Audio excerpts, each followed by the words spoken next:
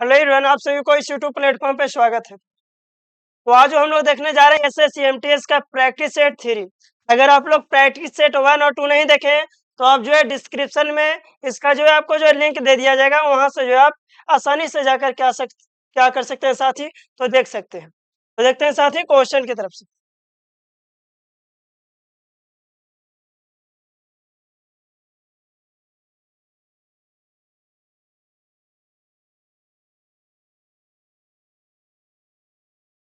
Question first है साथी, महाजनपद काल के दौरान मगध की राजधानी क्या थी? यानी जब मगध की जब महाजनपद काल जब चल रही थी उस महाजन उस महाजनपद काल की जो है उस समय जो है मगध की राजधानी क्या थी? तो याद रखिए उस समय जब मगध की राजधानी साथी ऑप्शन नंबर सी राजगीर थी। अब थोड़ा सुकून मगध के बारे में समझ लीजिएगा कि मगध क्या था। तो मगध जो है, मगध जिसको बोलते हैं कि प्राचीनतम राजधानी आपका जो है बिहार का जो है पुराना नाम बोलिए तो मगध। मगध जो है आपका जो है सबसे शक्तिशाली क्या था साथी? तो महाजनपद था। अब इसी में थोड़ा सा समझिएगा साथी मगध के बारे में कि मगध था क्या। तो मगध में जो है टोटल आपको जो है उस समय महाजनपद देखना पड़ेगा, तो महाजनपदों की संख्या कुल 16 था। कितना था साथी? 16 महाजनपद था। इस 16 महाजनपद का उल्लेख जो है 2 ग्रंथ में मिलता है। एक आपका मिलता है जिसको बोलते हैं अंगुत्तर निकाय,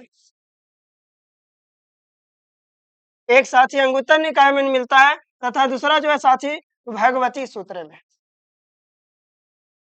भगवती सूत्र में यानी कि एक जो है जो कि बौद्ध धर्म से और एक जो है जैन धर्म से, दोनों संबंधित है। दोनों से जो है आपका किस चीज का उल्लेख मिलता है? तो महाजनपद का उल्लेख मिलता है साथ, जो कि कितना है आपका 16 है।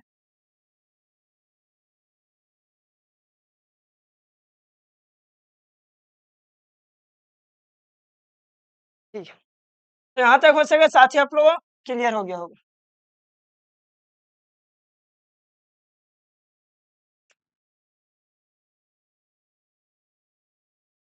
नेक्स्ट है साथी क्वेश्चन नंबर 2। यहाँ पे लिखा हुआ नहीं है बट लिख देते हैं। वेदों का मुख्य विषय क्या था? वेद समझे होंगे, तो वेदों को जो था मुख्य विषय क्या था? तो याद रखिए मुख्य विषय जो था आपका आध्यात्मिकता था। क्या था? आध्यात्मिकता जो था, जो कि वेदों का क्या था? तो वेदों का जो है मुख्य विषय था। अब थोड़ा सा समझिएगा वेद के बारे में कि वेद होता है क्या है, तथा इससे क्या क्या प्रश्न जो है बन सकता है हमारा एमटीएस का जो है एग्जाम में।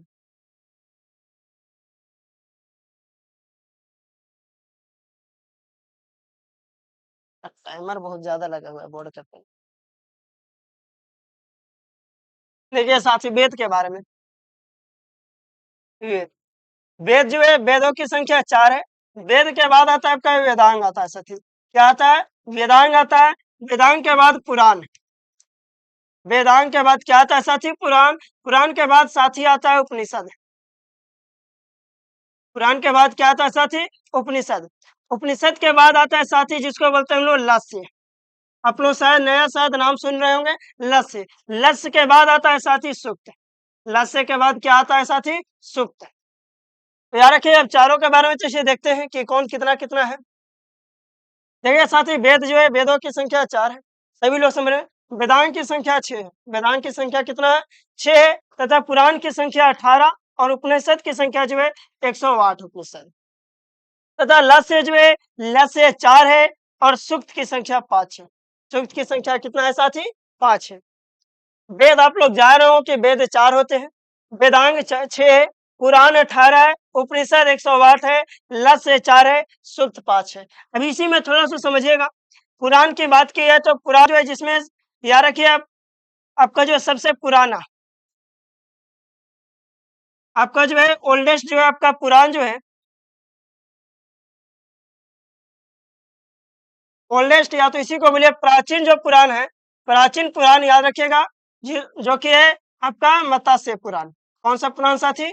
मत्स्य पुराण है, जो कि आपका क्या है? तो ओल्डेस्ट यानी कि प्राचीन पुराण है साथी। साथी उपनिषद जो है मुख्य रूप से अगर पूछा जाएगा उपनिषद 108 है, लेकिन मुख्य रूप से कितना है? तो याद रखिएगा साथी मुख्य रूप से उपनिषद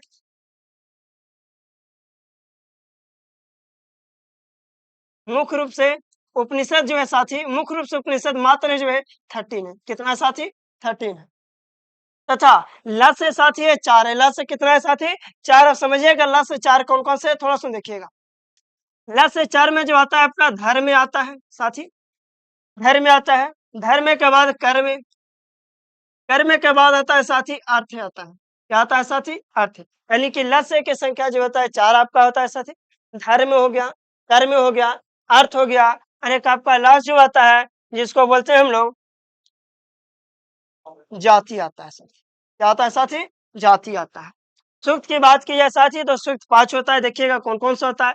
एक आपका होता है साथी पुरुष, विष्णु, नील, श्री और लास्ट जो आता है साथी भू। यानी कि साथी ल से 4 होता है। धर्म, कर्म, अर्थ, जाति तथा सूक्त जो होता है साथी 5 होता है। पुरुष, विष्णु, नील, श्री और भू होता है साथी। इससे प्रश्न जो है बेसिक आपसे जो है नहीं पूछा जा सकता है।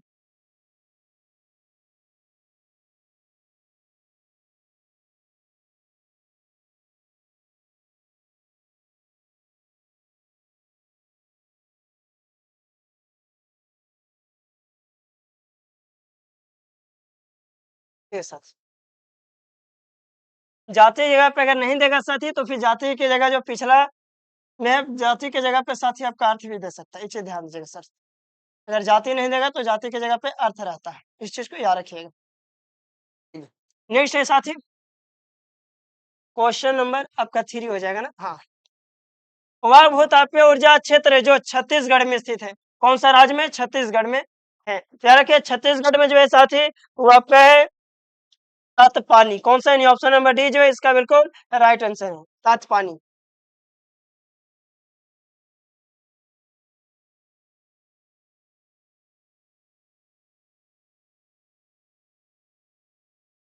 नेक्स्ट देखिएगा साथी, नेक्स्ट है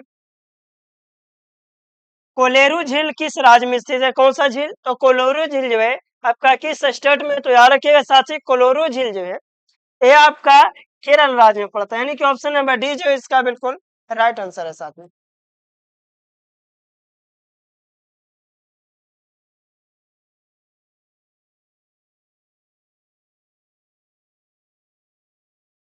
नेक्स्ट है साथी चश्मे का लेंस बनाने में किस कांच का प्रयोग होता है? तो याद रखिएगा चश्मे का लेंस देखे होंगे जब आप लोग जब ऑप्टिकल पहनते होंगे चश्मा, तो चश्मा में आपका लेंस लगा हुआ रहता है। क्या लगा हुआ रहता है? लेंस लगा हुआ रहता है। तो जो लेंस जो बनता है ग्लास का रहता है। सिंपली से सभी लोग को पता है कि ग्लास का रहता है। आपको फाइबर वाला नहीं, है ना, ग्लास वाला। तो जो ग्लास जो होता है किस चीज का, कौन सा ग्लास लगा हुआ रहता है? तो उस ग्लास का नाम है क्रोक्स ग्लास। कौन सा साथी? क्रोक्स ग्लास जो है जिसके द्वारा जो है क्या किया जाता है? जो चश्मा है, चश्मा में क्या बनाई जाती है? तो यो लेंस बनाया जाता है। याद रखिएगा साथी इसी ग्लास के द्वारा।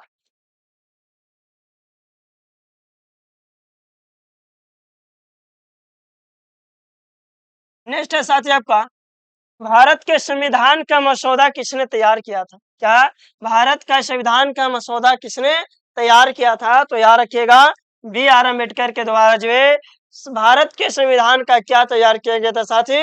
तो मसौदा तैयार किया गया था। अब इसको थोड़ा सुनो और समझिएगा साथी। बी आर अम्बेडकर जो है जिनको ड्राफ्टिंग कमेटी के कभी नाम सुने होंगे, ड्राफ्टिंग कमेटी जिसको हिंदी में बोला जाता है प्रारूप समिति। प्रारूप समिति में जो है टोटल जो है याद रखिएगा साथी 7 सदस्य चुने गए थे। कितना सदस्य? 7 सदस्य, जिसमें से जो ड्राफ्टिंग कमेटी के चेयरमैन, याद रखिए साथी जो ड्राफ्टिंग कमेटी है इस ड्राफ्टिंग कमेटी के चेयरमैन, चेयरमैन जो है बनाया गया किनको? तो चेयरमैन जो है बी आर अम्बेडकर को बनाया गया था साथी। जो है ड्राफ्टिंग कमेटी को जो है आपका जो है चेयरमैन जो है किनको बनाया गया था? तो बी आर अम्बेडकर जी को जो है क्या बनाया गया था? चेयरमैन बनाया गया था ड्राफ्टिंग कमेटी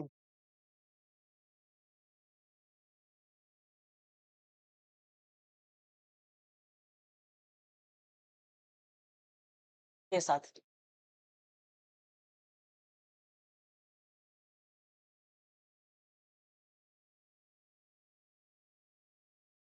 नेक्स्ट है साथी झीलों की रानी यानी क्या सर?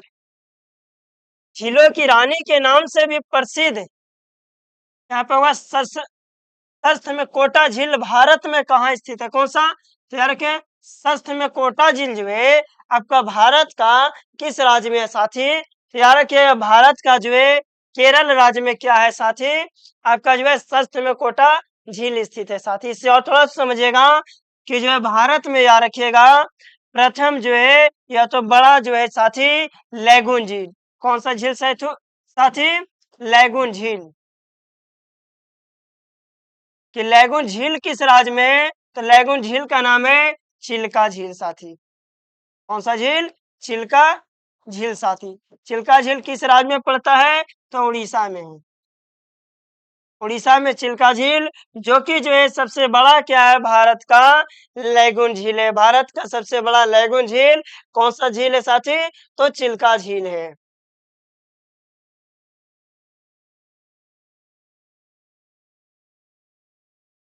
नेक्स्ट प्रश्न है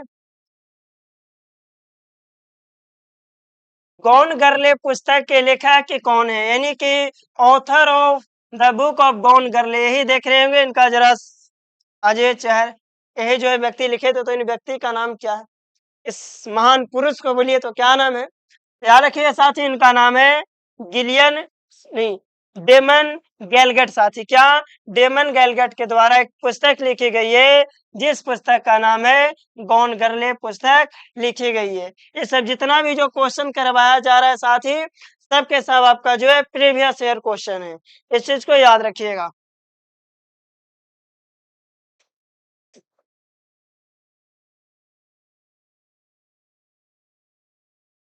नेक्स्ट आपका who wrote straight from the heart, यानी कि स्ट्रेट फ्रॉम द हार्ट किसकी रचना है? तो याद रखिएगा यह जो आपका कपिल देव के द्वारा जो है लिखा गया स्ट्रेट फ्रॉम द हार्ट पुस्तक, जो कि एमटीएस का में क्या किया गया है? पूछा गया है। ये चीज याद रखिएगा।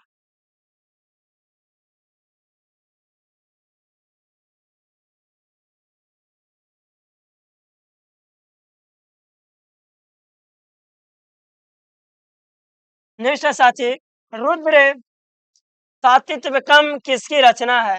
तो याद रखिए साथी यह जो रचना है प्रभा वर्मा के द्वारा जो है क्या क्या रुद्र सातविकम जो है यह जो क्या किया गया है तो रचना है। तो किनका रचना है साथी? तो प्रभा वर्मा का रचना है साथी।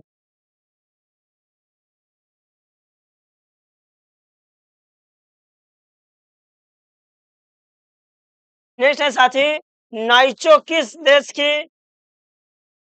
नाइचो किस देश की गुप्तचर एजेंसी है? क्या पूछ रहा है साथी? तो नाइचो जो है किस देश का क्या है? तो गुप्तचर एजेंसी है। तो याद रखिएगा साथी यह जो है जापान देश का क्या है? तो आपका जो है गुप्तचर एजेंसी है।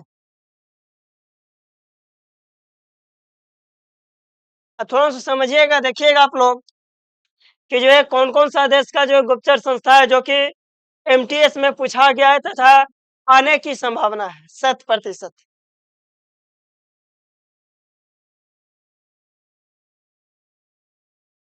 आपका भारत का जो है गुप्तचर एजेंसी जिसका नाम है क्या? रॉ। पाकिस्तान का है आईएसआई। इजराइल की बात की जाए तो इजराइल का है मोसाद तथा अमेरिका का है सीआईए। अमेरिका का क्या है? सीआईए है। तथा रूस का जो है केजीबी। रूस का क्या है? केजीबी। ये सब जितना जो है क्या है साथी? सब के सब जो है गुप्तचर संस्था है। क्या है? गुप्तचर संस्था है।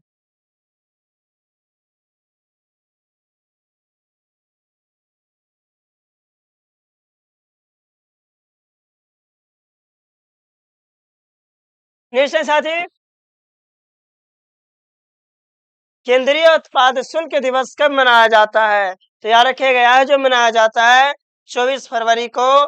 क्या मनाया जाता है? तो केंद्रीय उत्पाद शुल्क दिवस 4 फरवरी को। पता होगा कि 4 फरवरी को जो है कौन सा दिवस मनाया जाता है? तो कैंसर डे मनाया जाता है। कैंसर डे जो है जो कि 4 फरवरी को मनाया जाता है। 28 फरवरी को जो है क्या मनाया जाता है? तो national science day. National science day की बात की जाए तो 28 फरवरी को मनाया जाता है।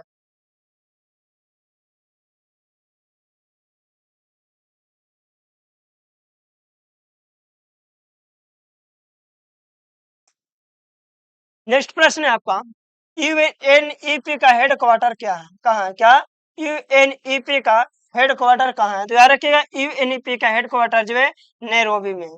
कहाँ है? नैरोबी में जो है यूएनईपी का क्या है, फुल फॉर्म क्या, सॉरी, हेड क्वार्टर है। इसका फुल फॉर्म क्या है?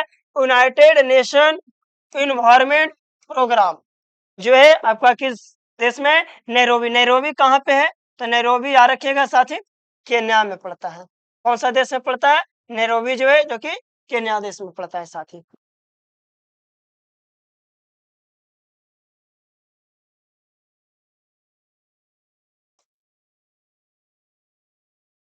नेक्स्ट है साथी,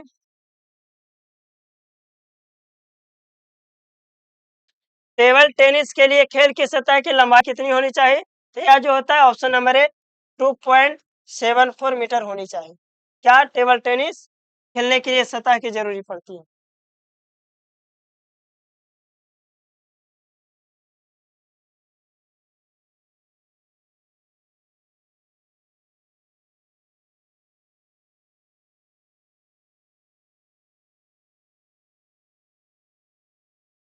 तो आपका साथी, भारतीय संविधान का कौन सा अनुच्छेद शोषण के विरुद्ध अधिकार से संबंधित है?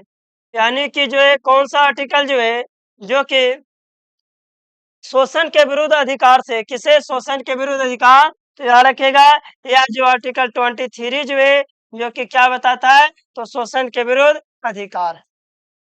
शोषण के विरुद्ध अधिकार ये जो है कौन सा भाग में आता है? तो याद रखिएगा भाग 3 में आता है। कौन, किसमें? तो फंडामेंटल राइट्स में आता है। फंडामेंटल राइट्स, जो कि फंडामेंटल राइट्स की जो है रक्षा जो है खुद सुप्रीम कोर्ट के द्वारा किया जाता है। फंडामेंटल राइट्स किस देश से अडॉप्ट किया गया है? तो यह जो अडॉप्ट किया गया है अमेरिका देश से क्या किया गया है? इसको अडॉप्ट किया गया है।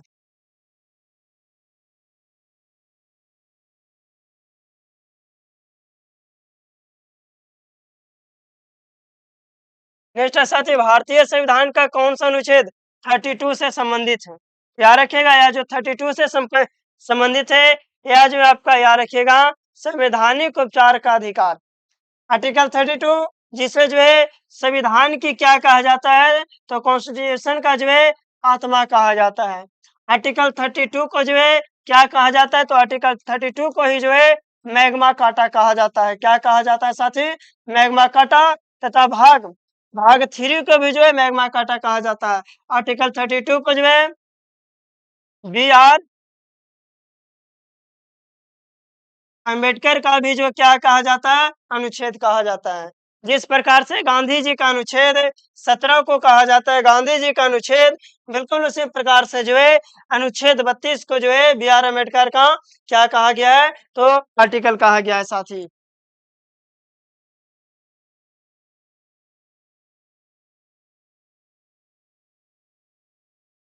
नेक्स्ट है, इनमें से कौन सी संस्था भारत में रेपो दर और रिवर्स रेपो दर को ठीक करती है? यानी कि भारत में जो है रेपो दर और रिवर्स रेपो दर को क्या करती है?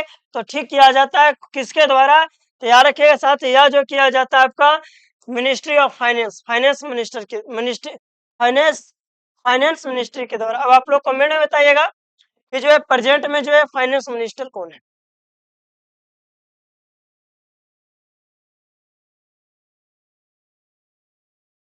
तो आज भर के लिए ही, बाकी जो है मिलते हैं हम लोग इसी के साथ नेक्स्ट वीडियो। आपसे जय हिंद।